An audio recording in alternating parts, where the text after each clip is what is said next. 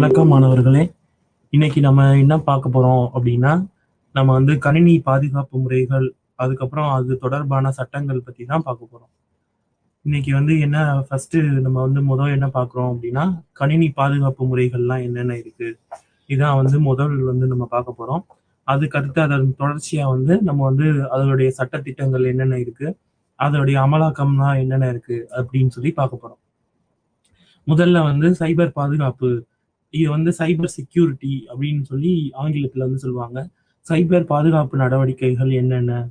அப்படின்னு சொல்லி வந்து பார்ப்போம். அதுக்கடுத்து வந்து ஐஓடி அப்படின்னு சொல்லுவோம். இன்டர்நெட் ஆஃப் திங்ஸ் அப்படின்னு சொல்லுவாங்க. அதாவது என்ன அப்படின்னா, எல்லா கருவிகளையும் வந்து என்னன்னா, இணையதளத்துல வந்து இணைக்கிறது. அது பேர் தான் இன்டர்நெட் ஆஃப் திங்ஸ்.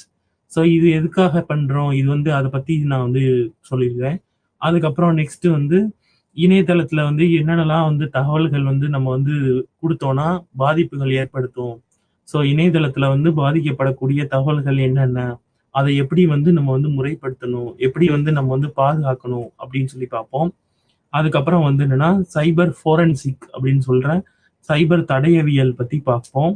அதுக்கப்புறம் வந்து இணையதளத்துல வந்து வணிகத்த வந்து எப்படி பாதுகாக்கிறது? ஸோ பிசினஸ வந்து எப்படி வந்து ப்ரமோட் பண்றது? வணிகத்த எப்படி பாதுகாக்கிறது? செயல்படுத்துறது? இது பத்தி பார்ப்போம்.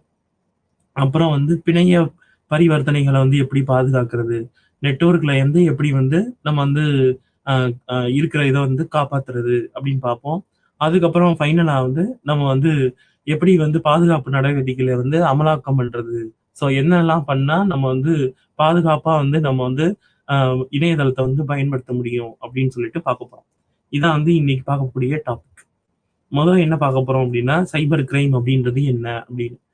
சைபர் கிரைம் அப்படின்றது அ கணினி மூலமா நம்ம வந்து பண்ணக்கூடிய கிரைம்கள்லாம், அதாவது கணினி மூலமா வந்து பண்ணக்கூடிய அ அ திருட்டு, அது மாதிரி இருக்கிறதெல்லாம் என்ன அப்படின்னா, சைபர் கிரைம் அப்படின்னு சொல்லி சொல்லுவோம்.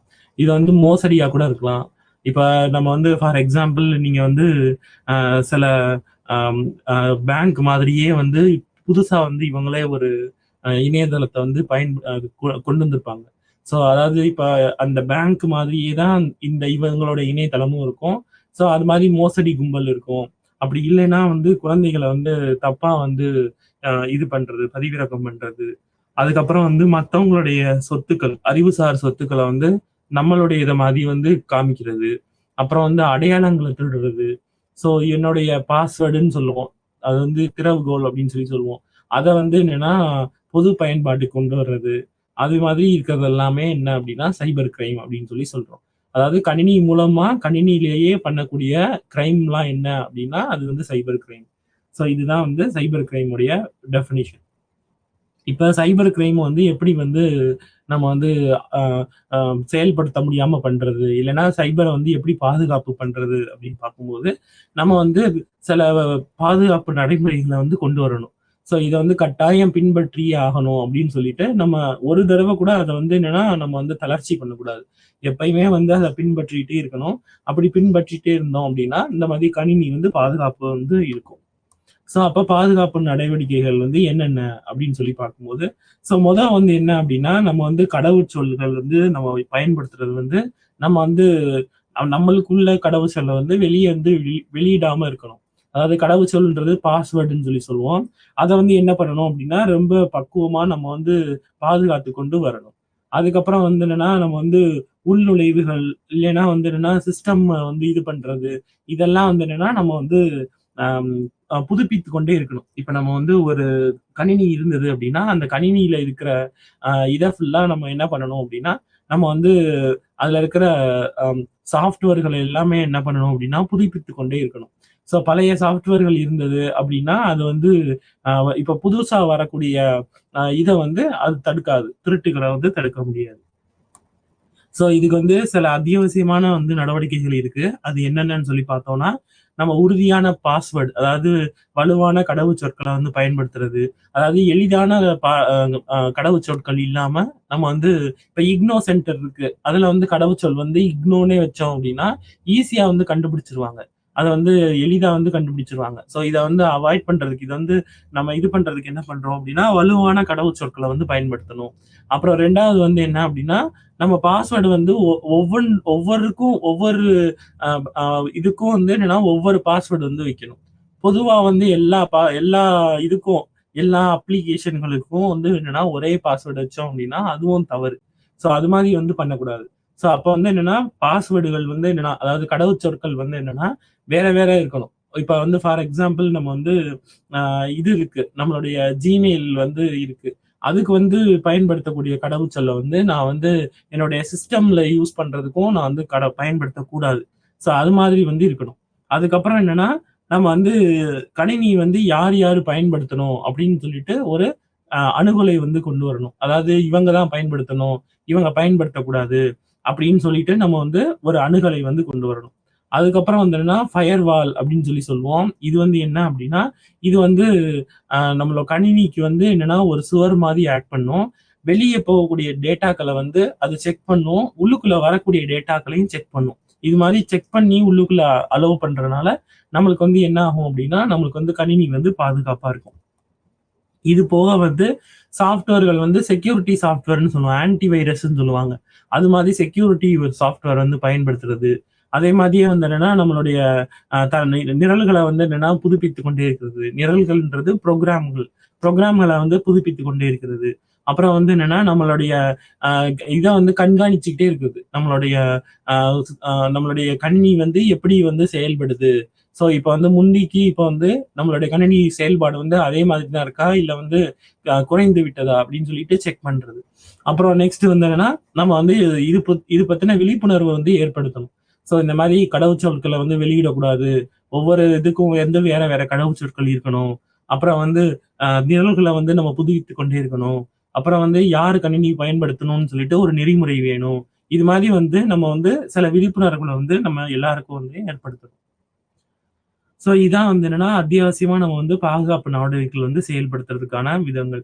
ஸோ இது போக வந்து என்ன அப்டின்னா, நம்ம வந்து சில சிஸ்டம் வந்து மெயின்டெயின் பண்ணுவோம். அது வந்து என்ன அப்டின்னா, நம்ம வந்து இந்த மாரி அ கணினி வந்து ஏதாவது வந்து அ வேற ஒரு ஹேக்கர் யாராவது இல்லைன்னா வந்து வைரஸ் இல்லைன்னா வொர்ம் ஏதாவது ஒண்ணு உள்ள வந்து விட்டதா, தீம் பொருள் வந்து உள்ள வந்துருச்சா அப்படின்னு சொல்லிட்டு கண்டறிக்கிறதுக்கான மிஷின் வந்து வைக்கணும். சிஸ்டம் வந்து வைக்கணும். அப்ப அந்த கண்டறியிற மிஷின் வந்து என்ன அப்படின்னா, யூனிஃபைடு த்ரெட் மேனேஜ்மென்ட் சிஸ்டம் அப்படின்னு சொல்லுவாங்க. ஒருங்கிணைந்த அச்சுறுத்தல் மேலாண்மை அமைப்பு. ஸோ இது என்ன பண்ணும் அப்படின்னா, நம்மளுடைய கணினி வந்து என்னன்னா, பாதுகாப்பா தான் இருக்கா அப்படின்றது உறுதிப்படுத்துறது மட்டும் இல்லாம, இது வந்து கணினிய வந்து அப்பப்ப வந்து சரிபார்க்கவும் செய்யும். ஸோ இது வந்து என்ன அப்படின்னா, யூனிஃபைடு த்ரெட் மேனேஜ்மென்ட் சிஸ்டம் அப்படின்னு சொல்லுவோம். இது வந்து என்ன அப்படின்னா, எந்த விதமான அச்சுறுத்தல்களும் வராம இருக்கணும் அப்படின்றதுக்காக, கணினிய வந்து தன்னைத்தானே வந்து அப்பப்ப வந்து என்னன்னா, அது சரிபார்த்துக் கொள்ளும். ஸோ இது மாதிரி பண்றது வந்து ஃபர்ஸ்ட் அமைப்பு. இப்ப நீங்க பார்த்தீங்கன்னா, ஒரு கணினி இருக்கு அப்படின்னா, ஆன்டி வைரஸ வந்து அப்பப்ப வந்து என்னன்னா, அவங்க வந்து கணினியே வந்து அதுவே வந்து என்னன்னா ஸ்கேன் பண்ண சொல்லும். ஸோ இது எதுக்காக அப்படின்னா, இந்த யூனிஃபைடு த்ரெட் மேனேஜ்மென்ட் சிஸ்டம்க்காக. ஸோ ஏன் அப்படின்னா, நம்மளுக்கு தெரியாமலே வந்து ஏதோ ஒரு தீம்பொருள் வந்து நம்ம கணினியில வந்து இருந்திருக்கலாம். அது வந்து என்னன்னா, முன்னாடி வந்து நம்ம வந்து இருந்தது வந்து, இப்ப நம்ம வந்து அப்படியே விட்டுட்டோம் அப்படின்னா, அது பெருகிரும். அத வந்து அவாய்ட் பண்றதுக்கு தான். அத வந்து தடுக்கிறதுக்கு தான் நம்ம என்ன பண்றோம் அப்படின்னா, இந்த யூனிஃபைடு த்ரெட் மேனேஜ்மென்ட் சிஸ்டம் அப்பப்ப வந்து என்ன பண்ணுவோம் அப்படின்னா, நம்மளுடைய கணினிய வந்து சரிபார்த்துக் கொள்ளும். அடுத்து 2வது வந்து என்ன அப்படின்னா, ஸ்பாம் ஃபில்டர் அப்படின்னு சொல்றோம். இது பேர் வந்து வடிகட்டின்னு சொல்லுவாங்க. இது என்ன அப்படின்னா, இந்த ஃபயர் வால்ன்னு சொன்னோம்ல, அதுல வந்து என்ன இருக்கும் அப்படின்னா, இந்த ஸ்பாம் ஃபில்டர் இருக்கும். இப்ப நீங்க வந்து உங்களுடைய Gmail அக்கவுண்ட்லயே பார்த்தோம்னா, ஸ்பாம் அப்படின்னு ஒரு ஃபோல்டர் இருக்கும். இது என்ன பண்ணும் அப்படின்னா, அச்சுறுத்தல்கள் ஏற்படுத்துற மாரி வந்து ஏதாவது வந்து உங்களுக்கு வந்து மெயில் வந்தது, அஞ்சல் வந்தது அப்படின்னா, அத வந்து தனியா வந்து என்னன்னா எடுத்து அந்த ஸ்பாம்ன்ற ஃபோல்டர்ல வந்து வைக்கும். ஸோ இதுக்காக தான் என்ன பண்றோம் அப்படின்னா, ஸ்பாம் ஃபில்டர் அப்படின்னு வைக்கிறோம். இது எதுக்காக அப்படின்னா, நம்ம வந்து தேவையில்லாத அஞ்சல்கள்ல வந்து நம்ம வந்து அ நார்மலா இருக்கிற அஞ்சல்கள்ல இருந்து பிரித்தெடுக்கிறதுக்காக. அடுத்து வைரஸ் இல்லைன்னா தீம்பொருளை எதிர்ப்பு மென்பொருள் அப்படின்னு சொல்லிட்டு சொல்றோம். அது பேரு ஆன்டி மேல்வேர்ன்னு சொல்றோம்.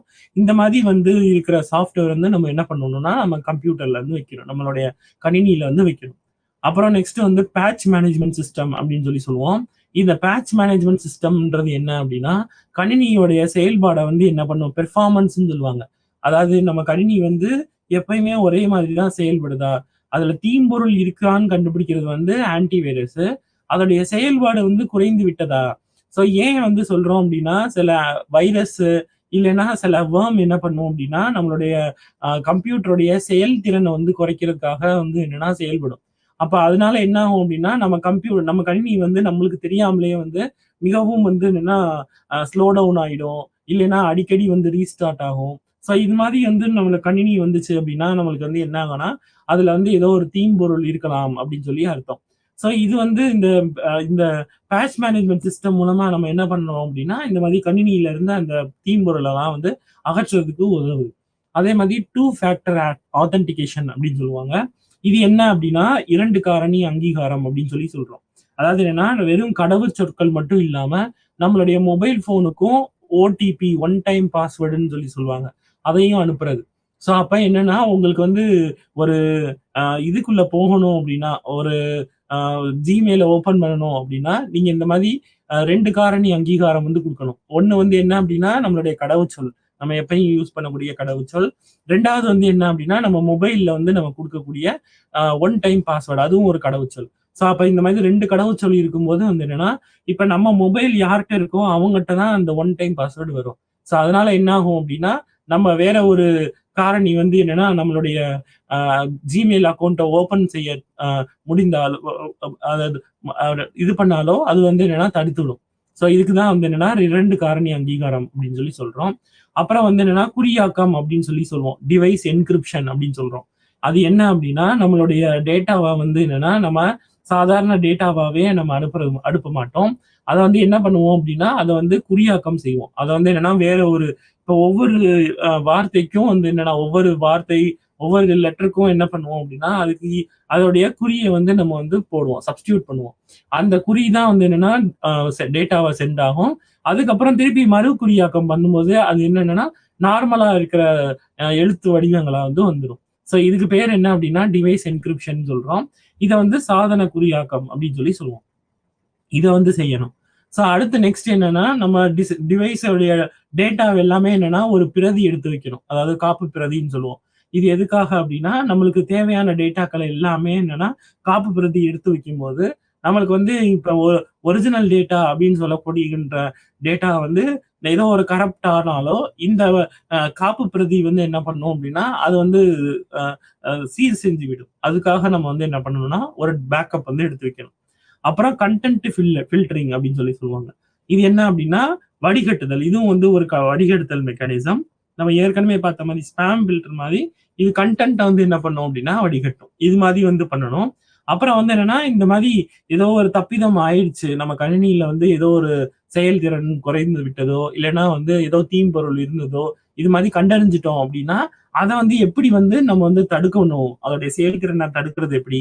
இல்லன்னா அத வந்து எப்படி நிறுத்துறது? இத வந்து நம்ம என்ன சொல்றோம் அப்படின்னா, டிசாஸ்டர் ரெக்கவரி பிளான் அப்படின்னு சொல்லி சொல்றோம்.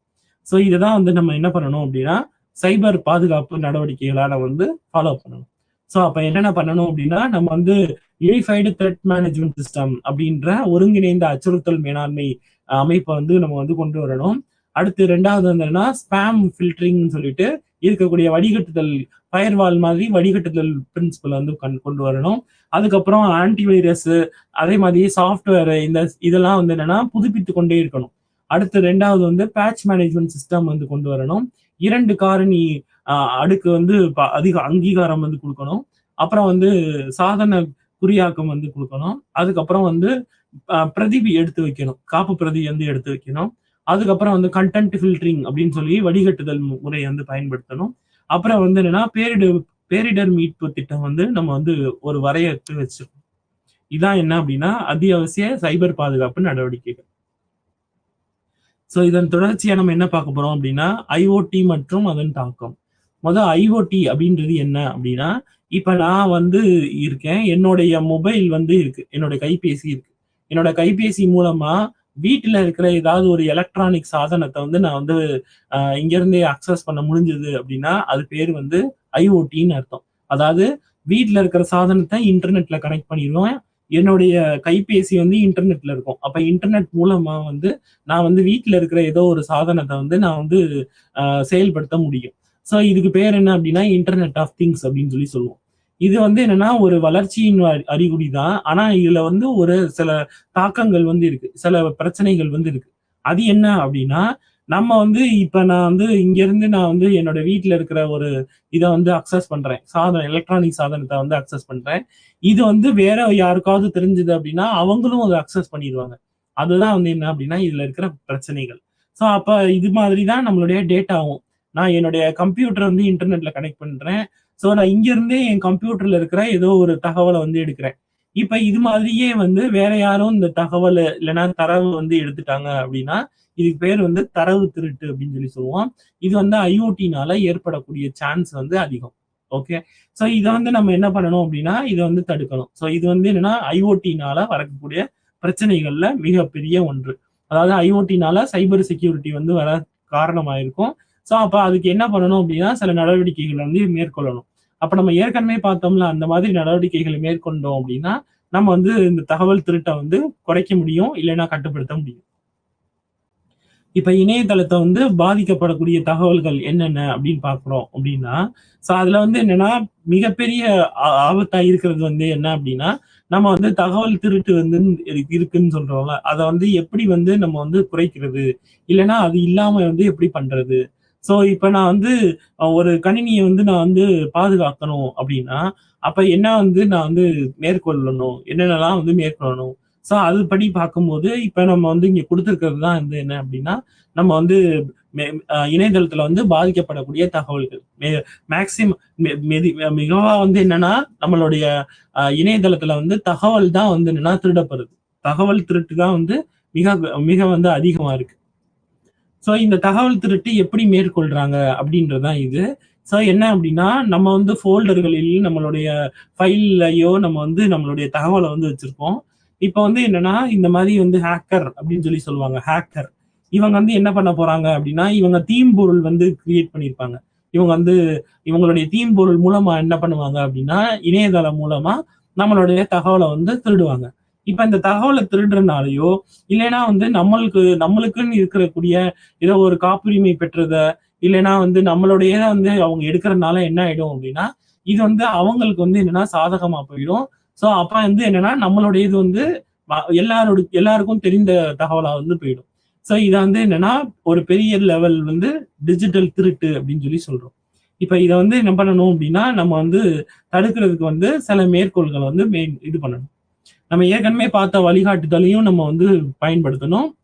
இது போக நம்ம வந்து என்ன பண்ணணும் அப்படின்னா, பயோமெட்ரிக் முறை அப்படின்ற மாதிரி இருக்கக்கூடிய நம்ம வந்து பாதுகாப்பு முறைய வந்து பயன்படுத்தணும். பயோமெட்ரிக் முறை அப்படின்றது என்ன அப்படின்னா, நம்ம கையிலேயே இருக்கிற ரேகை. இது மூலமா நம்ம என்ன பண்ணலாம் அப்படின்னா, நம்ம வந்து கடவுச்சொல் மாதிரி இத வந்து கொண்டு வரலாம். இது பேர் என்ன சொல்றாங்க அப்படின்னா, ஃபிங்கர் பிரிண்ட் ரெகக்னிஷன் அப்படின்னு சொல்றாங்க. அதாவது ஃபிங்கர் பிரிண்ட் ரெகக்னிஷன் அப்படின்றது என்ன அப்படின்னா, நம்மளுடைய கைரேகைய வச்சு அது கடவுச்சொற்கள வந்து நம்ம வந்து பயன்படுத்துறது. இப்ப நம்ம வந்து கைரேகை தான் வந்து என்னன்னா இங்க பாஸ்வேர்ட். அப்ப வந்து நான் மட்டும் தான் என்னுடைய அக்கவுண்ட்ட வந்து ஓப்பன் பண்ண செய்ய முடியும். மத்தவங்க யாரும் வந்து என்னன்னா ஓப்பன் பண்ண முடியாது. இதுதான் வந்து என்னன்னா நம்மளுக்கு வந்து ஒரு அ ஒரு கரெக்ட்டான ஒரு நெறிமுறை. இப்ப இந்த வந்து எப்படி வந்து மேம்படுத்துறோம் அப்படின்னு பார்க்கும்போது, நம்ம வந்து அ வ நம்ம வந்து எப்படி வந்து நம்மளுக்கு வந்து இணையதளத்துல வந்து நம்மளுடைய தகவல் வந்து திருடப்படுது அப்படின்னு பார்க்கும்போது, இதுல வந்து நம்மளுக்கு வந்து இணையதள கட்டமைப்புல வந்து என்ன இருக்கு அப்படின்னு பார்த்தோம்னா, வயர்லெஸ் நெட்வொர்க் அப்படின்ற ஒரு மிகப்பெரிய கட்டமைப்பு வந்து இருக்கு. அதாவது எல்லாத்தையும் வந்து என்னன்னா, வயர் மூலமா நம்ம வந்து எல்லா எலக்ட்ரானிக் சாதனமும் வந்து என்னன்னா, வயர் மூலமா கனெக்ட் பண்ணது வந்து பழைய முறை. அதுக்கு அடுத்து வந்து என்ன ஆயிடுச்சு அப்படின்னா, வயர் இல்லாம வயர்லெஸ் முறையா வந்து வந்துருச்சு. இப்ப இந்த மாதிரி வயர்லெஸ் முறை பயன்படுத்துறதுனால நம்மளுக்கு என்ன ப்ராப்ளம் வருது அப்படின்னா, நம்மளுக்கு வந்து என்னன்னா, அதுல வந்து இருக்கக்கூடிய கட்டமைப்புல வந்து பார்த்தோம்னா, இந்த 4 இது வந்து நெறிமுறைகள் வந்து இருக்கு. 4 கூறுகள் வந்து இருக்கு. அது என்ன அப்படின்னா, ரேடியோ அலைவரிசைன்னு சொல்லுவோம். அது வந்து என்ன அப்படின்னா, ரேடியோ பேண்ட் அப்படின்னு சொல்லுவோம். அத பயன்படுத்தி தான் என்னன்னா, நம்ம வந்து தரவு வந்து பரிமாற்றம் வந்து செய்யப்படுது. புரோகிராமோ இல்ல டேட்டாவோ வந்து என்னன்னா பரிவர்த்தனை வந்து நடக்குது. இது வந்து முதல். அடுத்து 2வது என்ன அப்படின்னா, இப்ப நெட்வொர்க்குகள் வந்து என்னன்னா, தனித்தனியா வந்து அந்த நிறுவன நெட்வொர்க்குகள் வந்து அந்த தகவல வந்து என்னன்னா பரிமாற்றம் செய்து கொள்ளும். அதுக்கப்புறம் நம்மளுடைய மடிக்கணினி இல்லைன்னா நம்மளுடைய கைபேசி இது வந்து அதனுடைய அந்த டேட்டாவ வந்து பெற்றுக்கொள்ளும். அடுத்து இது வந்து பயனர்களுக்கு வந்து குடுக்கும். ஸோ இது மாதிரி வந்து என்னன்னா நம்ம தகவல் வந்து நம்மளிடம் வந்து சேருது. இப்ப என்ன ஒண்ணு அப்படின்னா, இப்ப இந்த ஆஹ் அஹ் இப்ப நம்ம நார்மலா வந்து நம்ம வந்து இது இருக்கு. நம்மளுடைய வானொலி இருக்கு. ஸோ அந்த வானொலியில வந்து அந்த அலைவரிசை என்ன வச்சோம்னா, நம்மளுக்கும் அந்த பாட்டு கேட்கும். அது மாதிரி தான் இந்த அலைவரிசையோட என்னன்னு தெரிஞ்சுச்சு அப்படின்னா, இப்ப நம்மளுக்கு வரக்கூடிய தகவல் வந்து என்னன்னா, இன்னொரு ஹேக்கருக்கும் வந்து என்னன்னா அது வந்துரும். ஸோ இதுதான் வந்து என்னன்னா, நம்ம வயர்லெஸ் நெட்வொர்க்ல இருக்கிற மிகப்பெரிய தீமை. இத வந்து நம்ம என்ன பண்ணணும்னா, கண்டறிஞ்சு நம்ம வந்து என்ன பண்ணணும்னா, இத வந்து தடுக்கணும். ஸோ இணையதளத்துல வந்து பாதிக்கப்படக்கூடிய தகவல்கள்ல வந்து என்னென்ன இருக்கு அப்படின்னு பார்க்கும்போது, முதல்ல வந்து என்னன்னா, கணினி வைரஸ் அப்படின்னு சொல்லுவோம். அத வந்து கம்ப்யூட்டர் வைரஸ்ன்னு சொல்லுவோம். ஸோ இது வந்து என்ன அப்படின்னா, இது வந்து ஒரு மென்பொருள் தான். ஸோ இது வந்து என்ன பண்ண போகுது? இது ஒரு நிரல். இது என்ன பண்ண போகுது அப்படின்னா, நம்மளுடைய தகவல் வந்து என்ன பண்ண போகுது அப்படின்னா, கோப்புகள்ல வந்து நம்ம சேகரிப்போம். இது வந்து என்ன ஒரு கணினி வைரஸ்ல வந்து என்ன ஒரு இது அப்படின்னா, அத வந்து யாருமே பயனர்கள் யாருமே வந்து எதுவுமே செய்யாத வரையும் அது அப்படியே தான் இருக்கும். இப்ப பயனர்கள் வந்து அத பயன்படுத்த ஆரம்பித்தாங்க அப்படின்னா, அப்பதான் வந்து அந்த கணினி வைரஸ் வந்து என்னன்னா செயல்பட ஆரம்பிக்கும். அதுவரைக்கும் என்னன்னா, அது வந்து சாதாரணமா தான் இருக்கும். இதுக்கு பேர் வந்து என்னன்னா கணினி வைரஸ். இதே இது கணினி புழுக்கள் அப்படின்னு சொல்லுவோம். இது வந்து கம்ப்யூட்டர் வொர்ம் அப்படின்னு சொல்லுவாங்க. WORM. இது என்ன அப்படின்னா, இது சுயமா வந்து செயல்படக்கூடியது. முதல்ல நம்ம பார்த்த வந்து வைரஸ் வந்து என்னன்னா, யாராவது ஒருத்தவங்க ஒரு பயனர் வந்து அத பயன்படுத்தும்போது தான் என்ன ஆகும்? அது வந்து செயல்பட ஆரம்பிக்கும். அதுவரைக்கும் அது வந்து செயல்படுத்த முடியாது. ஆனா கணினி வொர்ம் அப்படின்னு சொல்லக்கூடிய புழுக்கள் என்ன பண்ணும் அப்படின்னா, இது வந்து சுயேட்சையா வந்து அதுவாவே வந்து என்னன்னா, ஆ செயல்பட துவங்கும். ஸோ இது வந்து இதோட இது. அப்புறம் 3வதா பார்க்கக்கூடியது என்ன அப்படின்னா, ட்ரோஜன் ஹார்ஸ். இது என்ன அப்படின்னா, நம்ம கணினியில வந்து நம்மளுடைய கணினி செயல்பாட்ட வந்து அமைதியா வந்து பார்த்து கொண்டே இருக்கும். ஒரு கட்டத்துல வந்து அதுக்கு சாதகமான நேரம் வரும்போது, அது வந்து செயல்பட ஆரம்பிக்கும். இது பலவீனமான வந்து அ அ இணைய பயன்பாட்ட வந்து நம்ம எப்போ வந்து மேற்கொள்றோமோ, அந்த நேரத்துல வந்து தேவையற்ற அ தீம்பொருள வந்து நம்ம கணினிட்ட இருந்து செயல்படுத்தும். ஸோ இது மாதிரி இருக்கிறது பேர் என்னன்னா, எஸ்கியூஎல் இன்ஜெக்ஷன். ஸோ எப்போ வந்து அந்த பலவீனமான இணைய பயன்பாடு வருதோ, அப்போதான் என்ன பண்ணும்? இது வந்து செயல்பட ஆரம்பிக்கும். அடுத்து ரான்சம்வேர். ஸோ நம்மட்ட வந்து என்ன பண்ணுவாங்க அப்படின்னா, சில தீம்பொருள்கள் வந்து என்ன பண்ணுவோம் அப்படின்னா, அவங்க வந்து என்னன்னா, உங்களிடம் இருக்கக்கூடிய தகவல் வந்து இந்த மாதிரி வெளியிட்டுருவோம். ஸோ அப்படி வந்து என்னன்னா, பண பரிவர்த்தனை வந்து கேட்டாங்க அப்படின்னா, அது பேரு ரான்சம்வேர். அதுக்கப்புறம் நம்ம வந்து நம்ம கீபோர்ட்ல நம்மளுடைய அடிக்கக்கூடிய எண்கள் இல்லைன்னா நம்மளுடைய வார்த்தைகள் வந்து நம்ம என்ன பண்ணுவாங்க அப்படின்னா, சில குறியீடுகள வந்து திருடுவாங்க. ஸோ அந்த மாதிரி திருடுறது பேர் என்ன அப்படின்னா, கீ லாகர்ஸ். ஸோ இதெல்லாம் என்ன அப்படின்னா, நம்மளுடைய கணினி பாதிக்கப்படக்கூடிய சில விஷயங்கள். ஸோ இத நம்ம என்ன பண்ணணும் அப்படின்னா, நம்ம முற்றிலும் வந்து என்னன்னா அகற்றணும். இத வந்து எப்படி அகற்றுறது அப்படின்னு சொல்லிட்டு பார்க்குறோம். அது பார்க்கறதுக்கு முன்னாடி வந்து என்னன்னா, என்னலாம் வந்து என்னன்னா ஒரு இணையதளத்த வந்து பாதிக்கக்கூடிய யார் வந்து இந்த இணையதளத்தலாம் இந்த மாதிரி வந்து அ பாதிப்பா அப்படின்னு பார்க்கும்போது, ஹேக்கர் அப்படின்னு சொல்லிட்டு இருக்கிறவங்க தான் இத வந்து பண்ணுவாங்க. இது யாரு அப்படின்னா, சில அமைப்புகளா இருக்கலாம். இல்லைன்னா வந்து ஒரு தனி நபரா இருக்கலாம். இவர் வந்து என்ன பண்ணுவாரு அப்படின்னா, நம்ம வந்து கணினியுடைய செயல்பாட்ட வந்து குறைக்கிறது, மத்தவங்களுடைய செயல்பாட்ட குறைக்கிறது. இல்லைன்னா ஒரு நிறுவனத்துல இருந்து இன்னொரு நிறுவனம் வந்து சிறப்பா செயல்பட முடியாத மாதிரி தடுக்கிறது. ஸோ இவங்க பேர் தான் என்ன அப்படின்னா, ஹேக்கர் அப்படின்னு சொல்லுவோம். இவங்க என்ன பண்ணுவாங்க அப்படின்னா, இந்த மாதிரி ஸ்பூஃபிங், ஸ்னிஃபிங், அதுக்கப்புறம் denial of service, cyber crime, identity theft, phishing, அதுக்கப்புறம் evil twins, pharming, paper click fraud இதெல்லாம் பண்ணுவாங்க. ஸோ இதுல வந்து ஸ்பூஃபிங் அப்படின்றது என்ன அப்படின்னா, நம்ம வந்து கவனித்துக் கொண்டே இருக்கிறது. ஸோ இப்ப வந்து என்னன்னா, தகவல் பரிமாற்றம் நடந்துகிட்டே இருக்கும். இவங்க வந்து என்ன பண்ணுவாங்க அப்படின்னா, ரகசியமா வந்து அது என்னன்னு சொல்லிட்டு அவங்க வந்து நோக்கம் விட்டுட்டே இருப்பாங்க. இதுக்கு பேர் வந்து ஸ்னூஃபிங். அதுக்கடுத்து ஸ்னிஃபிங். ஸ்னிஃபிங்னா அதுல இருக்கிற சில தகவல வந்து இவங்களும் எடுத்துப்பாங்க. இதுக்கு பேர் வந்து ஸ்னிஃபிங். ஸ்பூஃபிங்னா பார்த்துக் கொண்டே இருப்பாங்க. இவங்க வந்து அதுல கொஞ்சம் தகவலையும் திருடுவாங்க. அது பேரு ஸ்னிஃபிங். அடுத்து டினையல் ஆஃப் சர்வீஸ். இப்ப எனக்குன்னு சொந்தமான ஏதோ ஒரு தகவல வந்து எனக்கே குடுக்காம இருக்கிறது பேரு டினையல் ஆஃப் சர்வீஸ். என்னுடைய தகவலையே வந்து என்னன்னா, அத வந்து பயன்படுத்த முடியாத மாதிரி தடுக்கிறது பேரு denial of service. Cyber crime அப்படின்றது கணினி மூலமா வந்து செயல்படுத்தக்கூடிய கிரைம். அடுத்து ஐடென்டிட்டி தெஃப்ட். என்னை மாற்றியே வந்து என்னன்னா, என் கணினிக்குள்ள வந்து உள்நுழையிறது. இல்லன்னா என் அக்கவுண்ட்டுக்குள்ள உள்நுழையிறது. ஸோ இது பேர் என்னன்னா ஐடென்டிட்டி தெஃப்ட். ஃபிஷிங் அப்படின்னா தவறான தகவல வந்து பரப்புறது. ஸோ இதுல ஈவில் ட்வின்ஸ். ஸோ ஏற்கனவே இருக்கிற ஒரு தர இணையதளம் மாதிரியே இன்னொரு இணையதளத்தை வந்து போலியா வந்து கொண்டு வர்றது, அது பேரு ஈவில் ட்வின்ஸ். அடுத்து ஃபார்மிங். ஃபார்மிங் அப்படின்னா ஏற்கனவே இருக்கிற இணையதளத்தை வந்து என்னன்னா அதை வந்து கீழே தள்ளிட்டு நம்ம வந்து வேற ஒரு இணையதளத்தை வந்து தப்பா வந்து காமிக்கிறது. பேப்பர் கிளிக், தப்பான இணையதளத்துல வந்து நம்ம வந்து பே பண்ற மாதிரி ஃப்ராடுகள் வந்து கொண்டு வர்றது. ஸோ இதெல்லாம் என்ன அப்படின்னா ஹேக்கர் வந்து பண்ணக்கூடிய விஷயங்கள். இதை வந்து தடுக்கணும் நம்ம. ஸோ இதுக்கு தான் நம்ம என்ன பண்றோம் அப்படின்னா சரியான இணையதளத்தை தான் நம்ம பயன்படுத்தணும், சரியான வந்து மென்பொருளை தான் நம்ம வந்து பயன்படுத்தணும். ஸோ அது மாதிரி வந்து நம்ம வந்து சில விஷயங்களை வந்து நம்ம இது பண்றோம். இப்போ நம்ம பாக்குறது என்ன அப்படின்னா சைபர் ஃபோரன்சிக். இது வந்து தடயவியல் அப்படின்னு சொல்லி சொல்லுவோம். இது தடயவியலை எதுக்கு பாக்குறோம் அப்படின்னா, இப்ப நான் வந்து கணினி பயன்படுத்துறேன், தடயவியலை வந்து நான் வந்து அணுகுவேன். அவங்க வந்துட்டு என்ன சொல்லுவாங்க அப்படின்னா, உங்க கணினி வந்து இந்த நாள்ல வந்து இந்த நேரத்துல வந்து ஏதோ ஒரு ஹேக்கரோ இல்லைன்னா வந்து ஒரு தீம்பொருளோ வந்து உங்க கணினியில வந்து பாதிப்பு பண்ணியிருக்கு. ஸோ இதை வந்து என்னன்னா நீங்க அப்பவே கவனித்திருந்தீங்கன்னா இது வந்து இந்த மாதிரி ஆயிருக்காது. இப்படி வந்து என்னன்னா அவங்க வந்து உண்மையை வந்து கண்டறிதல். ஸோ இதுக்கு பேர் தான் என்ன அப்படின்னா சைபர் தடயவியல். ஸோ இவங்க என்ன பண்ணுவாங்க அப்படின்னா உண்மையை வந்து கண்டறிவாங்க, நம்மளுடைய கணினியில இருக்கிற உண்மைகளை வந்து கண்டறிவாங்க. இன்னொன்று வந்து என்னன்னா அங்கீகாரமான இதை தான் வந்து என்னன்னா மேலாண்மையை தான் நம்ம வந்து பயன்படுத்தணும். ஸோ இது மாதிரி வந்து கரெக்டா இருக்கிறது தான் நம்ம பயன்படுத்தணும் அப்படின்னா நம்ம இணைய வணிகம் வந்து என்னன்னா நல்ல பாதுகாப்பா வந்து இருக்கும். அதே மாதிரியே நம்ம வந்து நெட்வொர்க்னு சொல்லப்படுகின்ற நம்மளுடைய இது பிணைய பரிவர்த்தனையை வந்து எப்படி காப்பாத்துறது அப்படின்னு பார்க்கும்போது நம்ம வந்து வயர்லெஸ் நெட்வொர்க்கை வந்து நம்ம என்ன பண்ணணும்னா பாதுகாப்பான வயர்லெஸ் நெட்வொர்க்கை வந்து பயன்படுத்தணும். ஸோ இப்ப நம்ம வந்து வயர்லெஸ் நெட், இப்ப நம்மளுக்கு வந்து வைஃபை கிடைச்சிது அப்படின்னா அதை எங்க இருந்தனாலும் நம்ம பயன்படுத்தக்கூடாது. நம்ம வந்து என்னன்னா நம்மளுடைய வைஃபை இல்லைன்னா பாதுகாப்பாக இருக்கிறத மட்டும்தான் பயன்படுத்தணும். அதே மாதிரியே என்கிரிப்ஷன் அப்படின்னு சொல்லப்படுகின்ற குறியாக்கத்தை வந்து நம்ம வந்து பயன்படுத்தணும்.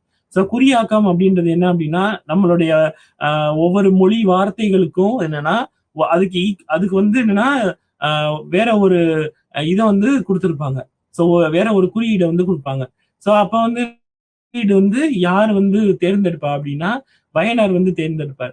ஸோ இது வந்து என்ன ஆகும்னா நான் வந்து எனக்கு பிடித்தமான இதை வந்து மாத்தி அனுப்புறேன், தகவலை வந்து என்ன பண்றேன் அப்படின்னா எனக்கு பிடித்தமான வேற ஒரு இது மூலமா நம்ம வந்து குறியை போட்டு நான் வந்து என்னன்னா சென்ட் பண்றேன். அங்க வந்து நம்ம வந்து ரிசீவ் பண்ணும்போது என்ன பண்ணுவாங்க அப்படின்னா அதே இதை வந்து கொடுக்கும்போது அவங்களுக்கு வந்து உண்மையான தகவல் என்னவோ அது வந்துடும்.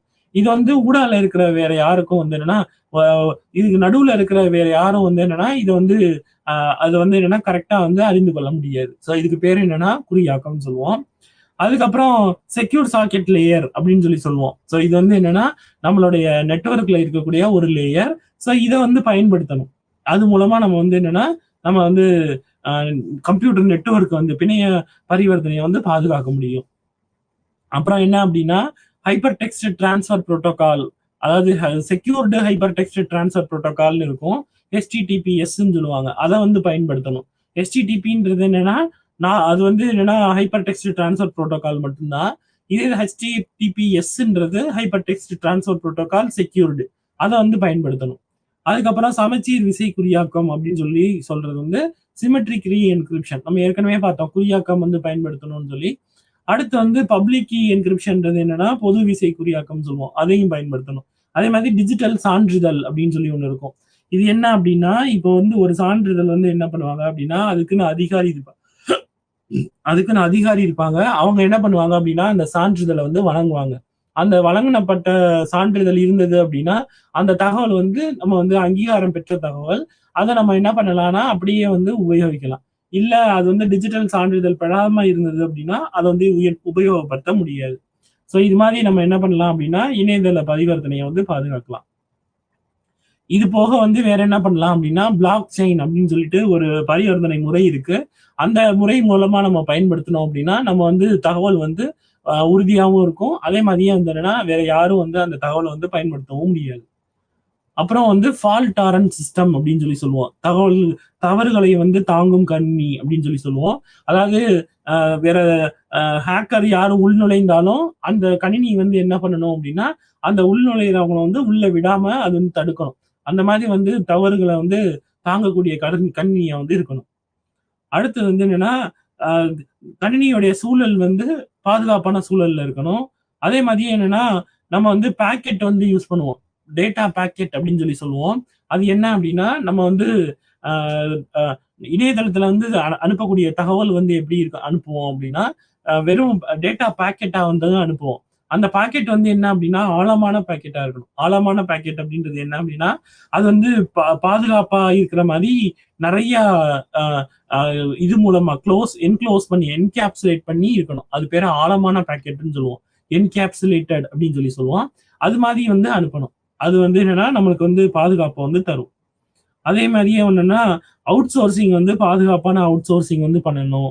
அதுக்கப்புறம் வந்து என்னன்னா நம்ம வந்து ப்ரௌசிங் சிஸ்டம் வந்து பாதுகாப்பான ப்ரௌசிங் சிஸ்டம் வந்து இருக்கணும். அதே மாதிரியே வந்து என்னன்னா மொபைல் போனு அதே மாதிரியே இந்த இது வந்து இதுல இருக்கும்போது தகவல் பரிமாற்றத்தை வந்து நம்ம என்ன பண்ணணும் அப்படின்னா பாதுகாப்பான முறையில வந்து செயல்படுத்தணும். இதான் என்ன அப்படின்னா பிணைய பரிவர்த்தனையை வந்து பாதுகாக்கான முறை. அடுத்து என்ன பார்க்குறோம் அப்படின்னா, பாதுகாப்பு நடவடிக்கைகள் வந்து என்னென்ன இருக்கும் அப்படின்னு சொல்லிட்டு, இதுல வந்து நம்ம முன்னாடியே நம்ம வந்து இத பார்த்தோம். என்ன அப்படின்னா, நம்மளுடைய பயோமெட்ரிக் சிஸ்டம் அப்படின்னு சொல்லி சொல்லுவோம். பயோமெட்ரிக் சிஸ்டம் பாதுகாப்பு நடவடிக்கை அப்படின்னு சொல்லி சொல்லுவோம். அது என்ன அப்படின்னா, நம்ம வந்து ஏற்கனவே வந்து நான் அப்பதான் வந்து என்ன சொன்னேன் அப்படின்னா, கைரேகையை வச்சு சொன்னேன். நம்மளுடைய கைரேகையை வந்து நம்ம வந்து இத பயன்படுத்தி நம்ம என்ன பண்ண முடியும் அப்படின்னா, கடவுச்சொல் மாதிரி வந்து பயன்படுத்த முடியும். இது போக வந்து என்ன பண்ணலாம் அப்படின்னா கண்ணுல இருக்கக்கூடிய ஐரிஸ் எனப்படுகின்ற இதை வந்து நம்ம என்ன பண்ணலாம்னா பாதுகாப்புக்காக நம்ம யூஸ் பண்ணலாம். அது வந்து என்ன பண்ணோம் அப்படின்னா ஒரு பாதுகாப்பான இதை வந்து கொண்டு வரும். இப்ப என் கண்ணுல இருக்கிற வந்து ஐரிஸ் வந்து மற்றவர்கள் கண்ணுல இருக்காது. அதனால வந்து என்னன்னா இது நான் தான் அப்படின்னு சொல்லி கண்ணி வந்து அது வந்து இது பண்ணிக்கிடும்.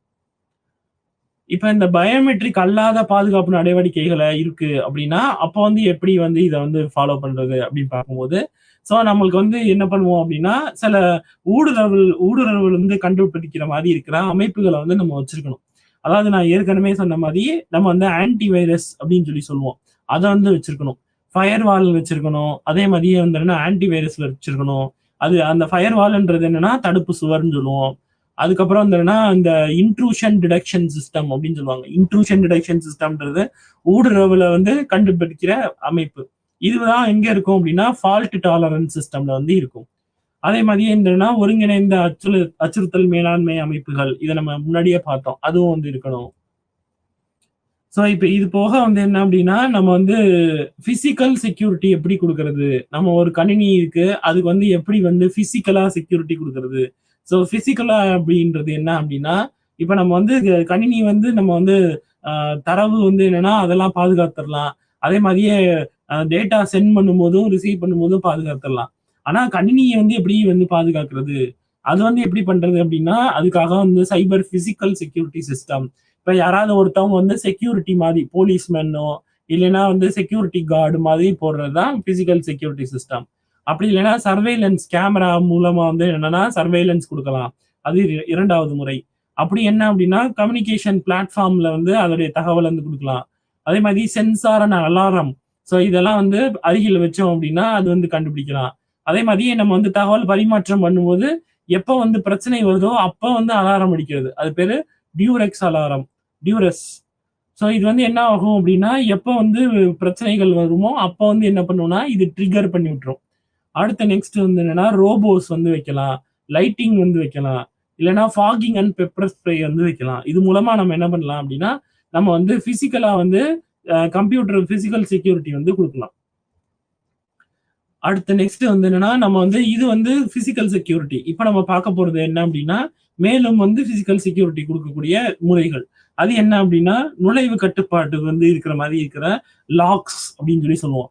அதாவது தகவல்கள் சில தகவல் வந்து முக்கியமானது இல்லைன்னா சில தகவல் வந்து தரவு வந்து ரொம்ப முக்கியமானது அப்படின்னா அதுக்கு வந்து என்னன்னா லாக்கிங் சிஸ்டம் அப்படின்னு சொல்லி சொல்லுவாங்க. அது மாதிரி பூட்டுகள் அது வந்து சாஃப்ட்வேர் லாக்காகவும் இருக்கலாம். அது மாதிரி வந்து பூட்டுகள் வைக்கலாம். அதுக்கப்புறம் என்னன்னா வெஸ்டிபுல் அப்படின்னு சொல்லிட்டு இருக்கக்கூடிய சில முறைகளை வந்து பயன்படுத்துவோம். இது வந்து என்ன பண்ணோம் அப்படின்னா யார் வந்து சரியான பயனாரோ அவங்கள மட்டும் என்ன பண்ணும்னா நெறிமுறைப்படுத்தி உள்ள அனுப்பும். மற்றவங்கள வந்து என்னன்னா அது வந்து தடுத்து விடும். அடுத்து வந்து என்னன்னா மெட்டல் டிடெக்டர் அப்படின்னு சொல்லி சொல்லக்கூடிய உலோகம் கண்டுபிடிக்கக்கூடிய கருவி. இது உங்களுக்கு தெரியும். அதே மாதிரியே கதவு தடை. ஒவ்வொரு கதவுகளுக்கும் வந்து என்னன்னா தடைகள் வந்து குடுக்கும். அந்த தடைகள தாண்டி நம்ம வந்து உள்ளுக்குள்ள வந்து பயன்படுத்தணும். அதே மாதிரி நுழைவு அட்டைகள். ச அ யார் யாரெல்லாம் வந்து என்னன்னா அனுமதிக்கப்படுறாங்க அப்படின்ற நுழைவு அட்டைகள் இருந்தா மட்டும் தான் அனுமதிக்கப்படணும். அதுக்கப்புறம் அணுகல் மென்பொருள். இதெல்லாம் வந்து என்ன அப்படின்னா, நம்ம வந்து பிசிக்கல் செக்யூரிட்டிய வந்து கொண்டு வரக்கூடிய மெக்கானிசம். இப்ப இவ்வளவு நேரம் நம்ம என்ன பார்த்தோம் அப்படின்னா, சைபர் பாதுகாப்பு நடவடிக்கைகள் பத்தி பார்த்தோம். ஸோ அதுக்கடுத்து நெக்ஸ்ட் என்ன பார்த்தோம் அப்படின்னா, எல்லா கருவிகளையும் வந்து இணையதளத்துல வந்து ஒன்றிணைக்கிறது பேர் என்னன்னா, ஐஓடி அப்படின்னு சொல்றோம். அப்ப ஐஓடி நம்ம பண்ணும்போது, நம்ம தகவல் திருட்டு வந்து நடக்கக்கூடிய இது வந்து அதிகம். அப்ப வந்து என்னன்னா, அத எப்படி வந்து நம்ம வந்து கட்டுப்படுத்தணும் அத பார்த்தோம். அதுக்கப்புறம் இணையதளத்த வந்து பாதிக்கக்கூடிய தகவல் என்ன அப்படின்னா, நம்ம இதே இணையதளத்துல வந்து மிகப்பெரிய இதா இருக்கிறது வந்து தகவல் திருட்டு தான். அததான் நம்ம என்ன பண்ணணும்னா கட்டுப்படுத்தணும். அப்புறம் சைபர் தடயவியல். தடயவியல் அப்படின்றது என்னன்னா, இப்ப என்னுடைய ஆம் கணினியில வந்து என்னன்னா, ஏதோ ப்ராப்ளம் ஆயிருச்சு, பிரச்சனை ஆயிருச்சு அப்படின்னா, அத வந்து எதனால ஆச்சு அப்படின்னு கண்டறியுது. உண்மையை கண்டறியுது பேரு என்ன அப்படின்னா தடயவியல். அப்புறம் நெக்ஸ்ட் வந்து என்னன்னா, இணையதளத்துல வந்து வர்த்தகங்கள எப்படி பாதுகாக்கிறது?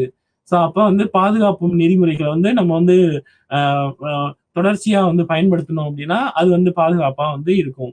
அதுக்கப்புறம் நம்மளுடைய நெட்வொர்க்ஸ் அதாவது பிணைய பரிவர்த்தனைய வந்து எப்படி இது பண்றது? அத வந்து பார்க்கிறது வந்து நெட்வொர்க்ஸ் வந்து எப்படி பாதுகாக்கிறது? அடுத்து வந்து என்னன்னா, நம்மளுடைய பிசிக்கலா வந்து நம்மளுடைய கம்ப்யூட்டர வந்து நம்மளுடைய கணினிய வந்து எப்படி வந்து பாதுகாக்கிறது? அதுக்கப்புறம் நெக்ஸ்ட் வந்து என்னன்னா, நம்மளுடைய பாதுகாப்பு நடவடிக்கைகள வந்து எப்படி வந்து அமலாக்கம் பண்றது? இதான் வந்து என்னன்னா நம்ம பார்த்தோம் இவ்வளோ நேரம். இப்ப அடுத்து நெக்ஸ்ட் என்ன பார்க்க போறோம் அப்டின்னா, நம்மளுடைய என்னென்னலாம் வந்து இது இருக்கு, சட்டதிட்டங்கள் வந்து இருக்கு அப்டின்னு சொல்லி பார்க்க போறோம்.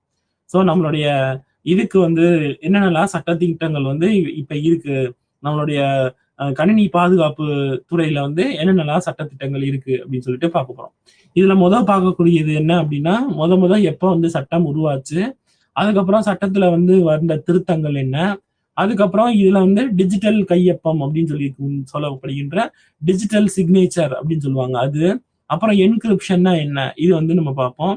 அதுக்கப்புறம் பண்புக்கூறுகள் என்ன? இத வந்து எப்படி ஆர்பிட்ரேஷன் வந்து பண்ணுவோம் அப்படின்னு சொல்லி பார்ப்போம்.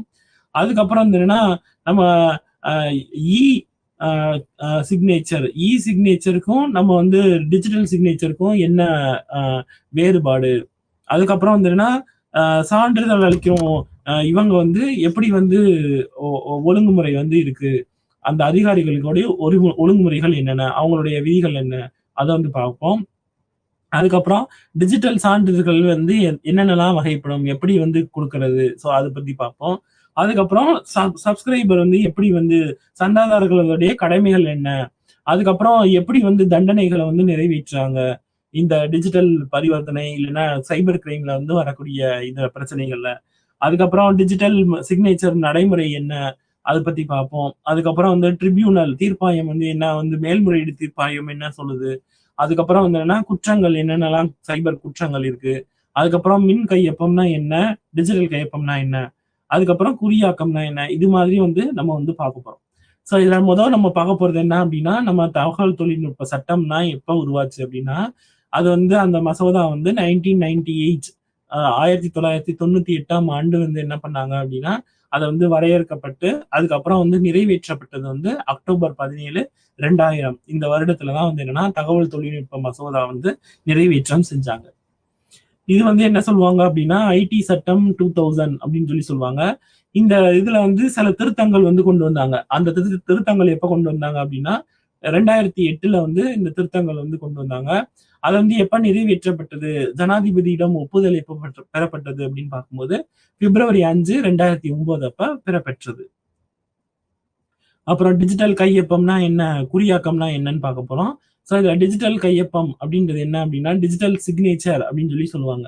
இது என்ன அப்படின்னா, யாரிடம் வந்து என்னன்னா அத்தாரிட்டி இருக்கோ, அதாவது என்னன்னா சில பேர் வந்து இவங்க வந்து அதிகாரியா இருப்பாங்க.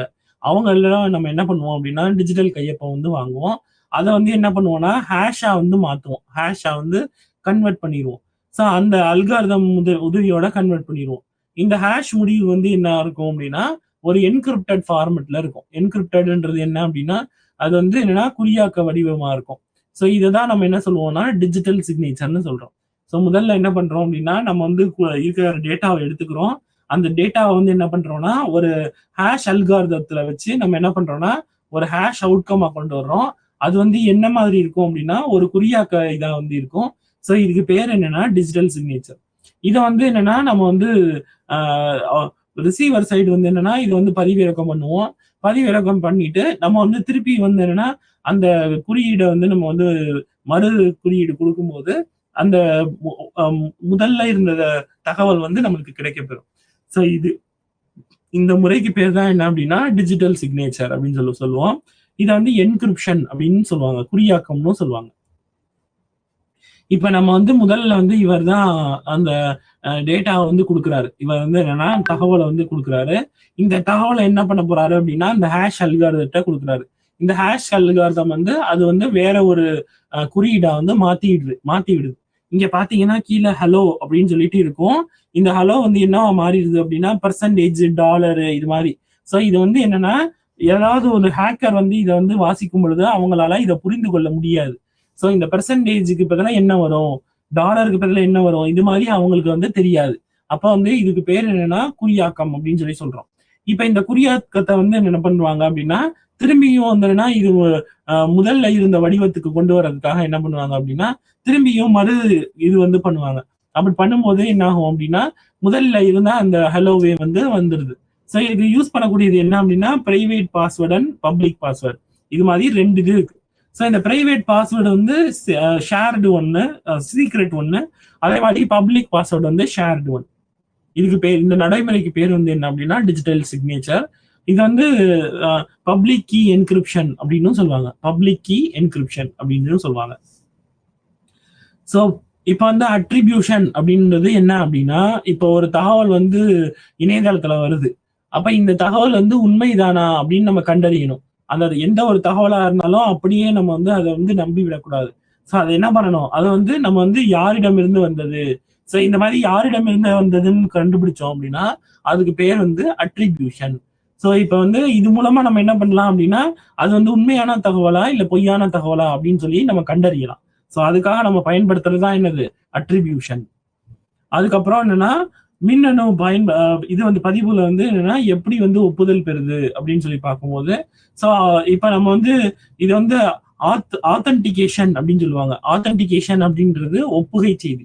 இந்த ஒப்புகை செய்தின்றது என்ன அப்படின்னா இப்ப ஒருத்தவர் வந்து எனக்கு வந்து தகவல் அனுப்புறாரு. அந்த தகவல் எனக்கு வந்து சேர்ந்தது அப்படின்றத நான் என்ன பண்ணுவேன், நான் வந்து ஒரு ஒப்புதல் செய்தி அனுப்புவேன். அதாவது நீங்க அனுப்பின தகவல் வந்து என்னிடம் சரிவர வந்து சேர்ந்தது. ஸோ இதுக்கு பேர் வந்து ஒப்புகை செய்தி. ஸோ இந்த ஒப்புகை செய்தி வந்து எப்படி வந்து அனுப்புறாங்க அப்படின்னா அந்த பதிவிறக்கம் பண்ண தகவல் வந்து சரியான முறையில் இருக்கும் பட்சத்தில் அது வந்து நம்ம என்ன பண்றாங்க, அதுக்கு வந்து ஒப்புகை செய்தி வந்து அனுப்புறாங்க. இப்ப சான்றளிக்கும் அதிகாரிகளின் ஒழுங்குமுறை. ஸோ எப்படி வந்து நம்ம வந்து ஒழுங்குமுறையெல்லாம் பயன்படுது, என்ன மாதிரிலாம் இருக்கு அப்படின்னு பார்க்கும்போது ஸோ சான்றிதழ்ல வந்து ஒரு உரிமம் பெற்ற ஒருத்தவர் மட்டும்தான் என்னன்னா வழங்க முடியும். இப்ப டிஜிட்டல் சிக்னேச்சர் வந்து யாருனாலும் வழங்க முடியும் அப்படின்னு கிடையாது. ஸோ அதை யார் தான் வழங்கணும், அது வந்து ஒப்புகை வந்து யார் வந்து அந்த கையொப்பம் சான்றிதழ் வழங்க முடியுமோ அவங்களுக்குன்னு சொல்லிட்டு உரிமம் இருக்கும். அந்த உரிமம் பெற்றவங்க மட்டும்தான் என்ன பண்ண முடியும், அதை வந்து அனுப்ப முடியும். இந்த டிஜிட்டல் கையொப்ப சான்றிதழ்ல வந்து என்னென்னலாம் இருக்கும் அப்படின்னு என்னெல்லாம் வந்து அதோடைய இதுன்னு பார்க்கும்போது அது வந்து ஒரு அங்கீகாரமான ஒண்ணு. ஸோ அது வந்து என்னன்னா நம்பலாம். அதுக்கடுத்து அது உறுதியான ஒண்ணு 2. அடுத்து 3வது வந்து என்ன அப்படின்னா அதை நிராகரிக்கவே மாட்டாங்க. ஸோ இதான் வந்து என்னன்னா ஒரு டிஜிட்டல் இதோடைய பண்புகள். ஸோ டிஜிட்டல் கையொப்ப சான்றிதழுடைய பண்புகள் என்னென்ன அப்படின்னா அது அங்கீகாரம் பெற்றது, அதுக்கப்புறம் அது உறுதியானது, அதுக்கப்புறம் அது வந்து நிராகரிக்க மாட்டாங்க. அடுத்து டியூட்டிஸ் ஆஃப் சப்ஸ்கிரைபர், சந்தாதாரர்களின் கடமைகள் என்னென்ன. ஸோ டிஜிட்டல் கையொப்பம் வந்து என்னன்னா நம்ம தகவலை வந்து அனுப்பும் போது நம்ம என்ன பண்ணணும், நம்ம வந்து டிஜிட்டல் கையொப்பத்தை வச்சுதான் அனுப்பணும். நம்ம வந்து என்னன்னா சாதாரண தகவலை வந்து அனுப்பக்கூடாது. அது வந்து என்ன மாத்தணும், டிஜிட்டல் சிக்னேச்சரை மாத்தி தான் அனுப்பணும். இப்ப வந்து பெனால்டிஸ் அண்ட் அட்ஜர்ன்மெண்ட் என்னெல்லாம் வந்து தண்டனைகள் அண்ட் தீர்ப்பு இருக்கு அப்படின்னு பார்க்கும்போது மொத்தம் வந்து 4 செக்ஷன்ல வந்து இருக்கு. ஸோ ஃபர்ஸ்ட் வந்து என்ன அப்படின்னா penalty and compensation of damage to computer.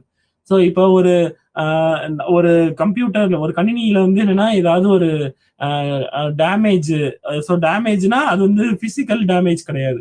அதாவது என்னன்னா அதுல இருக்கிற தகவல் வந்து ஏதோ டேமேஜ் பண்ணோம் அப்படின்னா இப்போ செக்ஷன் 43 வந்து நம்ம வந்து செயல்படும். அதே மாதிரி என்னன்னா compensation for failure to protect data. So வேற ஒருத்தவங்க டேட்டா வந்து நம்ம வந்து தப்பான முறையில் பயன்படுத்தணும் அப்படின்னா செக்ஷன் 43A வந்து செயல்படும். அதுக்கப்புறம் penalty for failure to furnish information. சரியான தகவல் கொடுக்கல அப்படின்னா அது வந்து என்னன்னா செக்ஷன் 44 கொடுக்கும். ரெசிடியர் பெனால்டி. ஸோ இது வந்து என்னன்னா என்ன இது வந்து கொடுக்கலையோ அதுக்கு வந்து ரெசிடியல் பெனால்டி வந்து கொடுக்கும். அடுத்து டிஜிட்டல் கையொப்ப நடைமுறை வந்து என்னென்னலாம் இருக்கு அப்படின்னு பார்க்கும்போது இதுல வந்து 2 இது யூஸ் பண்ணுவோம். ஒன்னு வந்து பொது விசை, இன்னொன்னு வந்து தனிப்பட்ட விசை. பொது விசைன்றது என்ன அப்படின்னா பப்ளிக் கீ, தனிப்பட்ட விசைன்றது என்னன்னா பிரைவேட் கீ. ஸோ பொது விசைன்றது பப்ளிக் கீ, அதே மாதிரி தனிப்பட்ட விசைன்றது பிரைவேட் கீ. ஸோ இப்போ டிஜிட்டல் கையொப்பங்கள் வந்து என்ன பண்ணும் அப்படின்னா சில குறியீடுகள் வந்து நம்ம குறியாக்கம் வந்து பண்ணும். அது வந்து தகவலை வந்து என்ன பண்ணும் அப்படின்னா குறியாக்கம். அப்ப அது எதை வச்சு அந்த குறியாக்கம் மேக் பண்ணுது அப்படின்னு பார்க்கும்போது அது வந்து பொது விசையை வச்சு பண்ணோம். அதுக்கப்புறம் நம்ம வந்து திரும்பி வந்து ஒரிஜினல் ஃபார்ம் அப்படின்னு கொண்டு வரும்போது அதை டீக்ரிப்ஷன் பண்ணும்போது அதுக்கு நம்மளுக்கு தேவைப்படுறது என்னன்னா தனிப்பட்ட விசை வந்து தேவைப்படும். இப்ப மேல்முறையீடு தீர்ப்பாயம் அப்படின்னு ஒண்ணு இருக்கு. அது வந்து என்ன அப்படின்னா அப்பெலேட் ட்ரிபியூனல் அப்படின்னு சொல்லி சொல்லுவோம். இது என்ன அப்படின்னா இப்ப நம்ம வந்து நம்மளுடைய இதை வந்து என்னன்னா நம்மளுக்குன்னு சொல்லிட்டு ஒரு ஆக்ட் இருக்கு. ஆக்ட்ன்றது என்ன அப்படின்னா ஒரு மசோதா. இது வந்து என்ன அப்படின்னா நம்மளுடைய இது வந்து சைபர் ரெகுலேஷன் வந்து எதை வரையறுக்கப்பட்டது, ஸோ என்னென்னலாம் அதுல சட்டத்திட்டங்கள் இருக்கு, எதெல்லாம் அது வந்து பண்ண முடியும் அப்படின்னு சொல்லிட்டு அதுக்குன்னு சொல்லிட்டு சில மேல்முறையீடு வந்து இருக்கு. இப்ப தப்பான ஒரு இது வந்துருச்சு அப்படின்னா நம்ம மேல்முறையீடு பண்ணலாம். ஸோ அதுக்காக இருக்கக்கூடிய ரெகுலேஷன் தான் என்ன அப்படின்னா இந்த அப்பெலேட் ட்ரிபியூனல். இது வந்து எதுக்காக இருக்கு அப்படின்னா இது வந்து கான்ஸ்டிடியூஷன், ஜுடிஷியரி, அதுக்கப்புறம் ப்ரொசீஜர் அண்ட் பவர்ஸ், இது 3க்கும் வந்து என்னன்னா அது வந்து தன்னிச்சையா வந்து இருக்கிற மாதிரி இருக்கக்கூடிய ஒரு அமைப்பு. இப்ப சைபர் குற்றங்கள் என்னென்ன அப்படின்னு சொல்லிட்டு பார்க்க போறோம். ஸோ சைபர் குற்றங்கள் என்னென்னலாம் இருக்கு அப்படின்னு பார்க்கும்போது வேற ஒருத்தவங்க கணினியை வந்து பயன்படுத்துறது அதுதான் முதல். ஸோ முதல்ல வந்து என்னன்னா வேற ஒருத்தவங்க கணினியை வந்து பயன்படுத்துறது, அதாவது அவங்களுடைய அனுமதியின்றி பயன்படுத்துறது. ஸோ இதான் முதல்ல இருக்கிறது. அடுத்து நெக்ஸ்ட் என்ன அப்படின்னா ஹேக்கிங். ஸோ முதல்ல இருக்கிறது வந்து என்ன அப்படின்னா நம்ம நேரடியா போய் பயன்படுத்துறது. ரெண்டாவது ஹேக்கிங்ன்றது என்னன்னா நம்ம இணையதளம் மூலமா வந்து வேற ஒருத்தவங்களுடைய தகவலையோ இல்ல பொருளையோ நம்ம வந்து பயன்படுத்துறது. அதுக்கப்புறம் வேற ஒருத்தவங்களுடைய இன்டர்நெட்டை வந்து நம்ம வந்து திருடுறது. அதாவது இப்ப என்னுடைய வைஃபையை வந்து வேற ஒருத்தவங்க வந்து திருடுறது. அதுக்கப்புறம் வெப் ஜாக்கிங். ஸோ சில இணையதள பக்கங்களை வந்து என்னன்னா நம்ம வந்து நம்மளுடைய பக்கங்கள் மாதிரி காமிக்கிறது, அது பேரு வெப் ஜாக்கிங். அதுக்கப்புறம் டினைல் ஆஃப் சர்வீஸ். என்னுடைய இணையதள பக்கங்களையே என்னையே வந்து பயன்படுத்த முடியாத மாதிரி தடுக்கிறது. அதுக்கப்புறம் டேட்டா டிட்லிங். ஸோ என்னுடைய இணையதள டேட்டா வந்து என்னன்னா வேற மாதிரி மாற்றி அமைக்கிறது. அடுத்து வந்து வைரஸ் வார்ம்ஸ் அட்டாக்ஸ். அதாவது என்னன்னா என்னுடைய கணினியில வந்து என்னன்னா கம்ப்யூட்டர் வைரஸ் அதை வந்து என்னன்னா உள்ள வந்து கொடுக்கறது. லாஜிக்கல் பாம்ஸ் அப்படின்றது இப்ப சில தேவையில்லாத மென்பொருளை வந்து என்னன்னா நம்மளுடைய இணையதள பக்கங்கள் மூலமா நம்மளுக்கு வந்து நம்ம கணினிக்கு வந்து அனுப்புறது. இது வந்து கணினிக்கு அனுப்புறது வந்து இணையதள லாஜிக்கல் பாம்ஸ். இது மெயில்ல அனுப்புறது பேரு email bombs. Theft of computer system. என்னுடைய இணையதள ப்ரோக்ராம்ஸா இருக்கட்டும் இல்லைன்னா வந்து தகவலா இருக்கணும் அதை வந்து திருடுறது. Trojan horse. சந்தர்ப்பம் வர்ற வரைக்கும் நம்ம வந்து இணையதள இதை வந்து பார்த்து கொண்டே இருக்கிறது. Physical damage. சைபர் நம்மளுடைய கம்ப்யூட்டரை வந்து பிசிக்கலா வந்து செயல்படுத்த முடியாத மாதிரி பண்றது. ஸோ இதெல்லாம் என்ன அப்படின்னா சைபர் குற்றங்கள். இப்ப இந்த குற்றங்களை தடுக்கிறதுக்காக நம்மளுக்கு என்ன இருக்கு அப்படின்னா இந்த மாதிரி நிறைய சட்டத்திட்டங்கள் வந்து கொண்டு வந்திருக்காங்க. ஸோ இது என்னென்னலாம் இருக்கு அப்படின்னா இந்த மாதிரி செக்ஷன் 65, 66 BCDEF, அப்புறம் 67 ABC, அப்புறம் 67, 68, 69, 69AB, 70, 70B, 71, 72, 72A, 73, 74A. இந்த இதெல்லாமே செக்ஷன் என்னென்ன இருக்கு, இந்த செக்ஷன்ல என்னென்ன குற்றங்கள் இருக்கு, அந்த குற்றங்களுக்கு வந்து என்ன மாதிரி தண்டனைகள் இருக்கு, இது எல்லாமே உங்களுடைய ஸ்டடி மெட்டீரியல்ல இருக்கு. இதை நீங்க வந்து ரெஃபர் பண்ணிக்கணும். இதை நான் வந்து எதுக்காக காமிச்சிருக்கேன் அப்படின்னா, இதை வந்து அப்ப நீங்க வந்து ரெஃபர் பண்ணிக்கணும். அதுக்காக நான் இங்க காமிச்சிருக்கேன். இது மாதிரி 22 இது வந்து செக்ஷன் வந்து இருக்கு. ஸோ இது மூலமா இந்த பிரிவுகள் வந்து இருக்கு. இந்த 22 பிரிவுகள் மூலமா நம்மளுக்கு வந்து என்னன்னா குற்றங்கள் இருக்கு. அதை வந்து கண்டறிந்து அதுக்குரிய தண்டனைகளையும் வந்து நிறைவேற்றிருக்காங்க. இப்ப டிஜிட்டல் கையொப்பம்னா என்ன, அதே மாதிரியே மின் கையொப்பம்னா என்ன, எலக்ட்ரானிக் சிக்னேச்சர் அப்படின்னு ஒண்ணு இருக்கு. அது என்ன அப்படின்னா நம்மளுடைய பயோமெட்ரிக்கா வந்து இருக்கக்கூடிய ஒரு சிக்னேச்சர், அது பேர் வந்து எலக்ட்ரானிக் சிக்னேச்சர்னு சொல்லுவாங்க. அந்த முறை வந்து வேற, அதுக்கும் வந்து என்னன்னா டிஜிட்டல் சிக்னேச்சருக்கும் நிறைய வேறுபாடுகள் வந்து இருக்கு.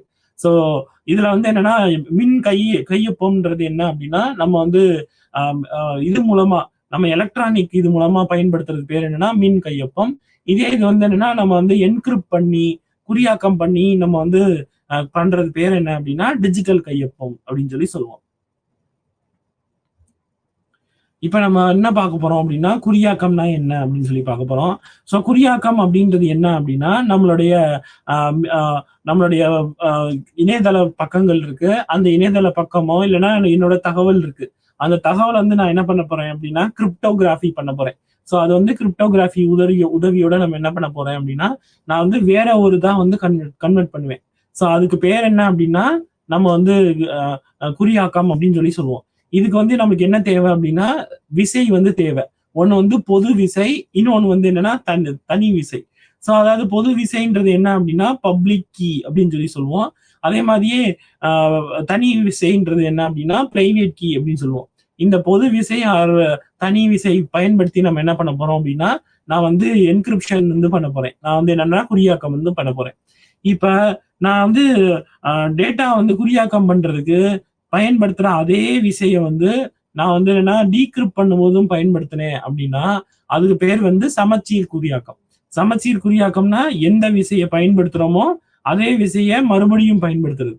இதே இது சமச்சீரற்ற குறியாக்கம் அப்படின்றது முதல்ல ஒரு விசையை வந்து பயன்படுத்துறோம், ரெண்டாவது வந்து என்னன்னா வேற விசையை வந்து பயன்படுத்துவோம். ஸோ இதுக்கு பேர் என்ன அப்படின்னா சமச்சீரற்ற குறியாக்கம். ஸோ இதான் வந்து என்னன்னா குறியாக்கத்துடைய 2 வகைகள். ஸோ நம்ம வந்து அப்படியே எல்லாமே வந்து இன்னைக்குரிய தகவல் எல்லாமே நம்ம வந்து பகிர்ந்துக்கிட்டோம். இப்போ வந்து ஒரு சின்ன ரீகேப் பார்க்க போறோம். இதோட நம்மளுக்கு வந்து இன்னைக்குரிய இது வந்து முடியுது, பாடம் வந்து முடியுது. ஸோ நம்ம என்னென்னலாம் பார்த்தோம் அப்படின்னு பார்க்கும்போது நம்ம ஏற்கனவே 11வது இது வந்து பாடம் வந்து பார்த்தோம். இப்போ 12வது பாடத்துல வந்து என்ன இருக்கு அப்படின்னா ஐடி சட்டங்கள்ல வந்து என்னென்ன இருக்கு அப்படின்னு நம்ம பார்க்க போறோம். இதுல முதல்ல பார்க்க போறது என்ன அப்படின்னா நம்மளுடைய ஐடி தொழில்நுட்ப சட்டம் வந்து எப்படி வந்து உருவாச்சு. ஸோ அது வந்து 2000ல இருந்து உருவாச்சு. ஸோ இதை வந்து 1998ல என்ன பண்ணாங்க அப்படின்னா இதை வந்து முதல்ல வந்து கொண்டு வந்தாங்க. அதுக்கப்புறம் 2000ல வந்து அது கையெழுத்தானது. ஸோ இதுதான் வந்து முதல்ல வந்து தகவல் தொழில்நுட்ப சட்டம் வந்து உருவான டைம். அடுத்து நெக்ஸ்ட் வந்து இதனுடைய திருத்தங்கள் என்ன அப்படின்னு பார்க்கும்போது 2008ல வந்து நம்ம வந்து திருத்தங்கள் கொண்டு வந்து 2009ல வந்து அது வந்து கையொப்பம் இடப்பட்டது. ஸோ இது வந்து என்னன்னா தகவல் சட்டம் 2000ல வந்து கொண்டு வந்த திருத்தங்கள். அதுக்கப்புறம் டிஜிட்டல் கையொப்பம் குறியாக்கம்னா என்ன. ஸோ டிஜிட்டல் கையொப்பம்ன்றது என்ன அப்படின்னா நம்ம வந்து தகவல் இருக்கும், அந்த தகவல் வந்து என்ன பண்ண போறோம் அப்படின்னா நம்ம வந்து பொது விசை இல்லைன்னா நம்ம தனி விசை பயன்படுத்தி நம்ம என்ன பண்ண போறோம் அப்படின்னா அதை வந்து குறியாக்கம் பண்ண போறோம்.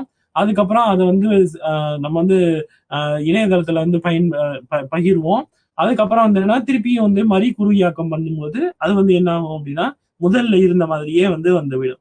ஸோ இதுக்கு பேர் என்ன அப்படின்னா டிஜிட்டல் கையொப்பம் அப்படின்னு சொல்லி சொல்லுவோம்.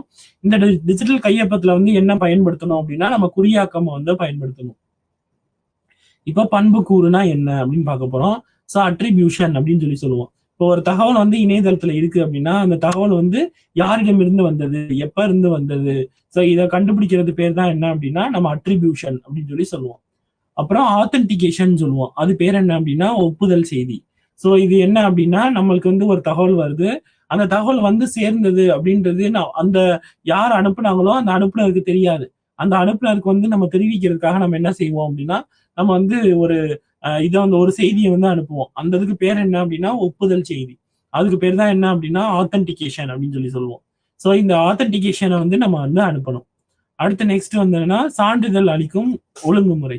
ஸோ எப்படி வந்து சான்றிதழை வந்து நம்ம அளிக்கணும் அப்படின்னு பார்க்கும்போது, ஸோ சில வந்து அமைப்புகள் வந்து இருக்கு. ஸோ அந்த அமைப்புகள்ல இருக்கிற அதிகாரிகள் தான் என்ன பண்ணுவாங்க, அந்த சான்றிதழ் வந்து டிஜிட்டல் இதை வந்து அனுப்புவாங்க. இந்த டிஜிட்டல் சிக்னேச்சர் வந்து அனுப்பும்போது அவங்களுக்கு வந்து என்ன பண்ணுவாங்க அப்படின்னா, அவங்களுக்குன்னு சொல்லி சில கட்டுப்பாடுகள் இருக்கும். அதுதான் வந்து அந்த ஒழுங்குமுறை. அடுத்த டிஜிட்டல் சிக்னேச்சர் வந்து என்னென்ன வகைப்படும் அப்படின்னு பார்க்கும்போது, அது ரெண்டு தான் வந்து பண்ணலாம். ஒண்ணு வந்து சமச்சீரற்ற குறியாக்கம் வந்து பயன்படுத்தலாம். இல்லைன்னா சமச்சீரற்ற குறியாக்கம் வந்து பயன்படுத்தலாம். சமச்சீர் குறியாக்கம்ன்றது என்னன்னா சிமெட்ரிக் என்கிரிப்ஷன் சொல்லுவோம். அது என்ன அப்படின்னா, நம்ம வந்து எந்த கீ வந்து பயன்படுத்துறோமோ, எந்த விசையை பயன்படுத்துறோமோ அதே விசையை வந்து மறுபடியும் பயன்படுத்துறோம் அந்த ஒரிஜினல் டேட்டா கிடைக்கிறதுக்கு அப்படின்னு பார்த்தோம்னா அது பேர் என்ன அப்படின்னா சமச்சீர் குறியாக்கம். இதே இது சமச்சீரற்ற குறியாக்கம் அப்படின்னா முதல்ல வந்து பயன்படுத்தின குறியாக்கம் இது வந்து விசை வந்து வேற, திரும்பி வந்து பயன்படுத்தும் போது இருக்க விசை வந்து வேற. ஸோ இப்ப வேற வேற விசைன்றது கீயை சொல்லுவோம்.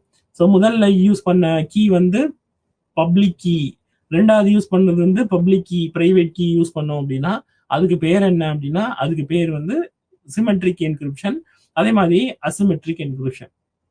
அடுத்த டிஜிட்டல் சிக்னேச்சர் வந்து எப்படி வந்து பயன்படுத்தணும் அப்படின்னு பார்க்கும்போது, நம்ம தகவல் வந்து இன்டர்நெட்ல இருக்கிறது வந்து, அதாவது இணையதளத்துல இருக்கிறது வந்து அப்படியே பயன்படுத்த முடியாது. அதை வந்து மறுகுறியாக்கம் பண்ணி தான் அது வந்து பயன்படுத்த முடியும். அதுக்கப்புறம் டியூட்டிஸ் ஆஃப் சப்ஸ்கிரைபர், சார்ந்தாளர்களின் கடமைகள் என்ன? ஸோ இப்ப என்னென்ன கடமைகள் அப்படின்னா, அவங்க வந்து டிஜிட்டல் சிக்னேச்சர் முறையை வந்து பயன்படுத்தணும். அதே மாதிரி வந்து சைபர் செக்யூரிட்டி நெறிமுறைகளை வந்து அவங்க பின்பற்றணும். இது மாதிரி பின்பற்றினாங்கன்னா அவங்களுக்கு வந்து தகவல் பரிமாற்றம் வந்து ஒரு பாதுகாப்பான முறையில வந்து இருக்கும். அதுக்கப்புறம் பெனால்டிஸ் அண்ட் அட்ஜுடிகேஷன். ஸோ இது என்ன அப்படின்னா தீர்ப்பாயங்கள் வந்து இருக்கும். அது வந்து என்ன அப்படின்னா, நீங்க வந்து தகவல் வந்து கொடுக்கும்போது உங்களுடைய சைபர் செக்யூரிட்டியில வந்து என்ன பிரச்சனைகள் வந்ததோ அந்த பிரச்சனைகளுக்கு ஏற்ற மாதிரி அவங்க வந்து என்னன்னா தீர்வு காணுவாங்க. அதுக்குன்னே வந்து சட்ட அமைப்புகள் இருக்கு. அதே மாதிரியே வந்து என்னன்னா அவங்களுக்குன்னு சொல்லி சட்டத்திட்டங்களும் இருக்கு. அந்த சட்டத்திட்டங்கள் மூலமா நீங்க என்ன பண்ணணும், நீங்க வந்து என்னன்னா அது வந்து அதுக்குன்னு சொல்லி சில இது இருக்கு. அது மூலமா சட்டங்கள் மூலமா என்ன பண்ணுவாங்க அப்படின்னா அவங்க வந்து இது பண்ணுவாங்க.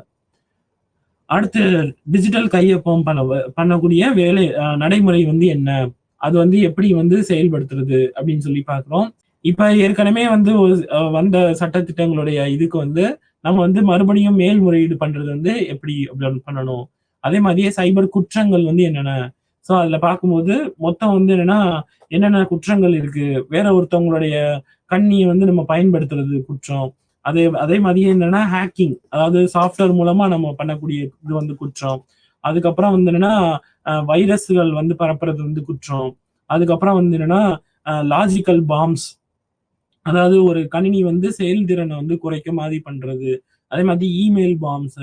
ஸோ இது மாதிரி வந்து இருக்கக்கூடிய குற்றங்கள்லாம் என்னென்ன, அப்ப அதுக்கு வந்து சட்டத்திட்டங்கள் வந்து என்ன, மொத்தம் 22 சட்டத்திட்டங்கள் இருக்கு. இதுக்குரிய இதை வந்து உங்களுடைய ஸ்டடி மெட்டீரியல்ல வந்து இருக்கும். அதை வந்து நீங்க விரிவா வந்து பார்த்துக்கணும். அப்புறம் மின் கையொப்பம்ன்றது என்ன, டிஜிட்டல் கையொப்பம்னா என்ன, ரெண்டுக்கும் உள்ள வேறுபாடு என்ன? மின் கையொப்பம்ன்றது என்னன்னா பயோமெட்ரிக் முறையை வந்து பயன்படுத்தி நம்ம இடுகின்ற கையொப்பம் தான் மின் கையொப்பம்.